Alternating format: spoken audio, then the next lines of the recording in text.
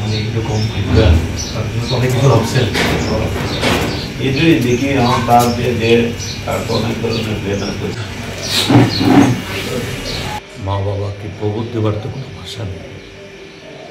এটা একটা তরতাজা যুবক শুধু এই পরিবারের জন্য না, এটা গোটা সমাজের জন্য একটা বিরাট ক্ষতি। এই সময়তে আমরা সমাজের পক্ষ থেকে যা করতে পারি, তার পিতামাতা আত্মীয় স্বজনের পাশে দাঁড়াতে পারি, তারা যাতে একটু শক্তি যোগাতে পারেন। কারণ এই শূন্যতা, এটা অপূরণীয় শূন্যতা, এটা পূরণ করা খুবই কঠিন। কিন্তু যেটা ঘটনা ঘটল, একে তো অস্বীকার করা বা এড়ানোর তো কোনো সুযোগ নেই।